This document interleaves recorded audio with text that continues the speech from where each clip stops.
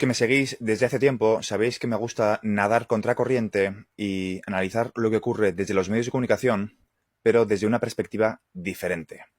Y cuando veo que todos los medios de comunicación hablan de Bitcoin, cuando veo que se pone tanto foco desde las elecciones de Estados Unidos en el sector de activos digitales, me gusta analizar exactamente qué está ocurriendo y ver un poco cuál es la agenda real detrás de todo este bombardeo por parte de los medios de comunicación. En este canal hablo muchísimo del sector de activos digitales en el mercado de utilidad que aún está por llegar. Hablo muchísimo de XRP, de ISO 20022 y del resto de activos digitales que cumplen con la regulación y que van a cumplir un propósito complementando el sistema financiero, sirviendo un propósito, ayudando al sistema financiero. Y hablo muy poco, o las veces que hablo de Bitcoin, lo hago de una forma negativa. Y quiero explicar el por qué. No significa, con lo que voy a explicar a continuación, que Bitcoin vaya a desaparecer. Simplemente quiero explicarte para qué nació esta tecnología, cuál es el propósito y por qué no es lo que la gente te está vendiendo. ¿Por qué los cambios de narrativa? ¿Por qué la gente explica que es una reserva de valor y no un mecanismo de pago? Quiero explicarte la historia desde el principio, en profundidad, de una forma muy breve y muy clara, para que entiendas exactamente por qué Bitcoin no sirve para lo que fue diseñado. Y con eso, repito, no estoy diciendo que Bitcoin vaya a desaparecer. Simplemente quiero explicar que el propósito de esta tecnología, que tiene muchísimos propósitos, que va a solucionar muchísimos problemas, pero uno de ellos, que es la comunicación del dinero, Bitcoin no sirve para ese propósito. Y te quiero explicar por qué. Para eso, para poder estar en la misma página, quiero explicarte de una forma muy breve en qué consiste la definición del dinero. Esto es una definición del Banco Central de España, el Banco de España. El dinero debe cumplir tres funciones básicas. Debe ser un medio de pago válido, aceptado de manera generalizada. Además, el dinero debe ser unidad de cuenta, es decir, que permita expresar el precio de los bienes y servicios, en segundo lugar. Y en tercer lugar, finalmente, debe ser un depósito de valor, que permita ahorrar para conservar la riqueza. Y ahora nos vamos a ir directamente al paper de Bitcoin para ver exactamente qué explica el white paper de Bitcoin sobre cuál es el propósito de esta tecnología. Tienes la posibilidad de descargarte y de encontrar el documento de Bitcoin de una forma muy sencilla y rápida en Google. Y es que vamos a empezar por el título del documento. Bitcoin. En el propio título pone efectivo electrónico. No hace ninguna referencia a reserva de valor. Y cuando empezamos a analizar a qué se refiere con dinero electrónico, nos podemos encontrar que hace referencia más de 7 veces a la palabra pagos. Hace referencia al comercio en Internet, es decir, como mecanismo de utilidad de intercambio entre empresas, entre personas, que de hecho más adelante en el vídeo verás algunos ejemplos con imágenes de la publicidad que se hacía de Bitcoin en sus inicios y cómo esta publicidad ha ido cambiando a medida que se han ido dando cuenta de que el propósito inicial no se puede cumplir. Hace referencia a pagos electrónicos, hace referencia de nuevo a transacciones. La palabra pagos, pagos, pagos aparece repetidamente en el primer párrafo 4 veces y habla de transacciones de forma repetida. Hace también del coste de transacciones, de intermediación, que eso es lo que hace que el sistema financiero antiguo no sea atractivo. Y explica que unos bajos costes, unos bajos fees,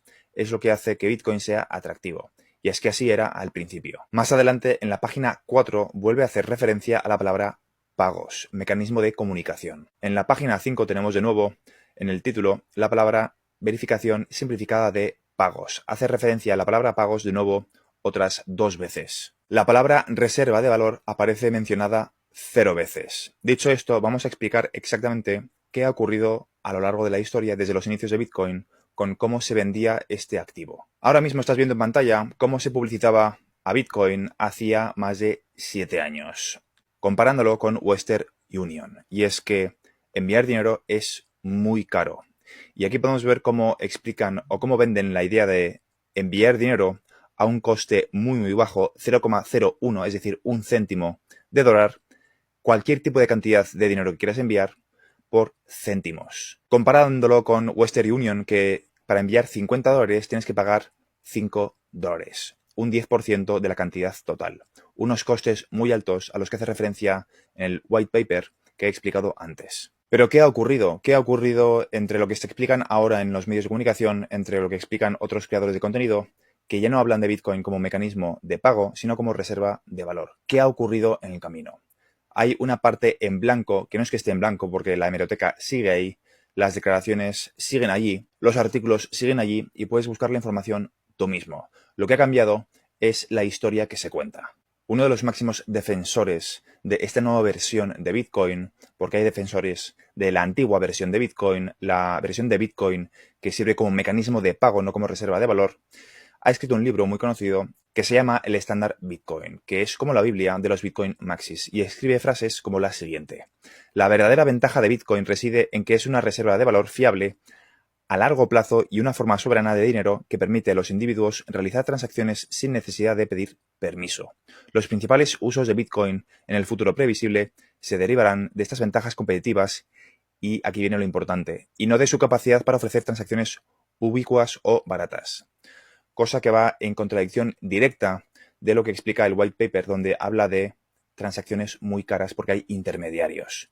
Pero es que esta persona no es la única que ha cambiado el propósito real de Bitcoin, que es transferir de una forma barata, rápida, escalable y sencilla dinero de un punto A a un punto B sin intermediarios. Esta guerra civil que se ha producido en el seno de Bitcoin lleva muchísimos años. Hay gente a favor de Bitcoin Cash y hay gente a favor del Bitcoin que todo el mundo conoce. Bitcoin Cash es la versión original que viene descrita en el white paper de Bitcoin. Un mecanismo de pago barato que es más escalable que el Bitcoin que conoces tú, que el que utiliza habitualmente todo el mundo. Y es que Peter Todd, uno de los mayores defensores de esta nueva versión de Bitcoin, explica lo siguiente. Es uno de los defensores de esta versión de Bitcoin que no tiene nada que ver con lo que explica en el white paper Satoshi Nakamoto. Me encantaría poder enviar dinero a cualquier parte del mundo completamente libre del control central por solo $20. Pagar $20 por una transacción no soluciona absolutamente nada para el sistema financiero actual.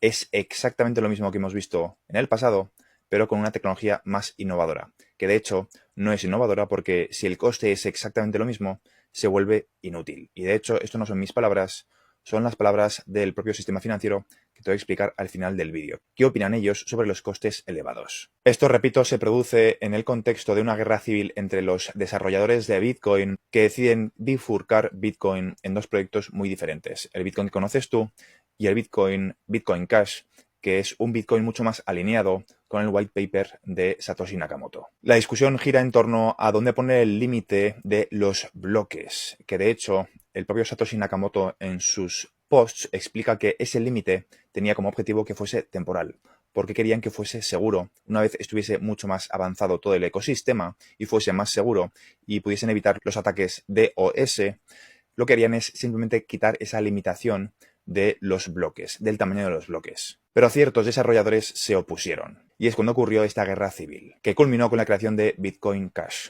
Por suerte tenemos hemeroteca para sacar a flote estos pequeños detalles irrelevantes que a muchísimos Bitcoin Maxis se les olvida explicar, y tenemos a Brian Armstrong, el CEO de Coinbase, que explica lo siguiente. Creo que Bitcoin fue mi primer amor verdadero, es decir, alguien que está lejos de ser un hater de Bitcoin. Pero me rompió un poco el corazón, dijo Armstrong cuando se le presionó para que aclarara más su posición. Continuó explicando que veía a Bitcoin como un sistema financiero abierto donde los pagos se podían realizar de forma rápida, económica y global. Pero Bitcoin terminó sin escalar para ser eso. Son sus palabras, no las mías. En este momento terminó siendo un poco más como el oro digital. La gente lo está usando para huir en tiempos de incertidumbre o para tener grandes cantidades de él. Pero las transacciones son demasiado caras en Bitcoin en este momento. Consensus 2017. El director ejecutivo de BitPay, que es alguien que está muy lejos de ser un hater de Bitcoin, afirma que la bifurcación de Bitcoin es la única opción para las empresas. Un panel centrado en el escalamiento de Bitcoin atrajo multitudes en el Consensus 2017, aunque los panelistas pintaron un panorama algo turbio de los posibles caminos a seguir. El CEO de BitPay explicaba: no nos está funcionando, haciendo referencia a Bitcoin. La primera opción es utilizar una bifurcación de Bitcoin, la segunda opción es utilizar una bifurcación de Bitcoin y la tercera opción es utilizar una bifurcación de Bitcoin. No tenemos otra opción en este momento. A largo plazo necesitamos una cadena que sea líquida y segura, pero por un tiempo podríamos utilizar dos versiones de Bitcoin para ver cuál funciona. Nadie con quien he hablado quiere que la cadena sea dividida. No creo que eso ocurra. Pues eso acabó ocurriendo. ¿A quién te quieres creer? ¿A los que defienden unos costes muy elevados en Bitcoin porque su propósito es que sea una reserva de valor? o te fías de lo que dicen los propios bancos? Me refiero a lo siguiente. Este es el coste promedio para enviar dinero entre distintos países. Gira en torno al 5%, aunque hay muchas variables. Y en general los países no están contentos con esto. En algunos países, como por ejemplo en Sudáfrica, el coste porcentualmente es de en torno a un 8,23%. Y si tienes un porcentaje muy elevado del PIB que depende de estos ingresos, no son buenas noticias para ti. Y podrías recibir más dinero en tu país si estos costes se redujesen. En algunos casos el coste es de un 15%, en otros casos el coste es de un 7%, en otros es de un 3, un 4 o un 5%. Hay muchísimos factores porque es un sistema de comunicación muy complejo donde literalmente un puñado de bancos tienen el monopolio de las transferencias internacionales. Y esta no es mi opinión, es una opinión del Banco Mundial. Este documento es del Banco Mundial. En otros vídeos he cubierto cuál es el incentivo por parte de los bancos de reducir estos costes y hago un análisis más en profundidad, no me quiero volver a repetir, pero la idea se entiende. Vamos a ver otros documentos. Aquí puedes ver en pantalla el coste, que en unos casos es del 13,5% y en otros es del 7%, en otros es del 1,8 o el 2,9. Enviar dinero de Francia a Marruecos cuesta porcentualmente, con un envío de unos $200, en torno al 11,7%. De nuevo tenemos aquí esta institución de la Unión Europea, donde explican en profundidad cómo son los costes de las transferencias internacionales. Para enviar unos $200 sueles pagar entre un 5, un 6 o un 11%. Y esto es muy importante para los inmigrantes porque suelen enviar dinero de vuelta a sus casas para mantener a sus familias. Y estos son los países que más utilizan estos mecanismos: India, México y China. A la derecha ves exactamente la cantidad de miles de millones que envían. Imagínate una reducción de costes en estos envíos de en torno a un 10% habitualmente, incluso en algunos casos muchísimo más, cómo esto afectaría a las economías locales porque tendrían más capital los propios nativos para utilizar en su día a día. Si los costes son altos, el propósito de blockchain, en concreto de Bitcoin, deja de tener sentido. Por eso te están vendiendo la idea de que ahora tiene que ser una reserva de valor, porque saben que no sirve como mecanismo de pago. Y es cierto que puede cumplir otro propósito y continuar existiendo cumpliendo ese propósito. Pero repito, la oportunidad más importante con esas tecnologías, las tecnologías de contabilidad distribuida, siendo una de ellas blockchain, es enviar valor, en este caso dinero. Y Bitcoin no sirve para ese propósito. Es más, algunos de los desarrolladores de esta nueva versión de Bitcoin, que no está diseñada inicialmente en el white paper del propio Satoshi Nakamoto, explican sin ningún tipo de tapujo que esta nueva versión de Bitcoin debería tener como propósito servir de pagos de alto valor para los bancos centrales. ¿De quién crees que están hablando realmente sin saberlo? Están hablando sin saberlo de XRP. Y que Bitcoin cumpla un propósito diferente al de mecanismo de pago, puedes pensar que va a hacer que garantice su supervivencia, pero quizá eso no sea del todo cierto. Un billete puedes utilizarlo con muchísimos propósitos. Puedes utilizarlo si quieres para secar la mesa o secar el suelo, pero el propósito de un billete no es ese. Eso es precisamente lo que está ocurriendo con Bitcoin. Y como última reflexión quiero compartir contigo la siguiente idea. Lo que da valor a algo es su utilidad. Que sea un medio de pago válido aceptado de manera generalizada. Y Bitcoin, la actual versión de Bitcoin, simplemente están haciendo referencia, hincapié en que sea un depósito de valor. No están haciendo hincapié en que sea un medio de pago válido como inicialmente lo había diseñado Satoshi Nakamoto. ¿Qué crees que puede ocurrir con Bitcoin si intenta competir como mecanismo de pago, como medio de pago válido? Pues quizá la respuesta la tengamos en las conchas de mar. Durante muchísimo tiempo fueron un mecanismo de pago, se consideraba dinero. Pero ha habido nuevas versiones que han hecho que las conchas de mar dejen de ser valoradas por la sociedad. ¿Qué crees que puede ocurrir con Bitcoin cuando la gente se dé cuenta de que los bancos están utilizando activos digitales que no tienen nada que ver con Bitcoin? Quizá el futuro de Bitcoin sea exactamente el mismo que el de las conchas de mar si pretenden competir como mecanismo de pago. Eso no significa que pueda existir en el futuro, pero con un propósito diferente. Y repito, con esto no estoy diciendo que Bitcoin vaya a desaparecer y no es hate, pero la oportunidad más importante con esta tecnología consiste en mejorar los mecanismos de pago, la forma en la que se envía el dinero. Si te ha gustado este vídeo y quieres que cree contenido parecido, ponme en los comentarios y crearé más vídeos en esta línea. Esto es todo por ahora y nos vemos en el siguiente vídeo.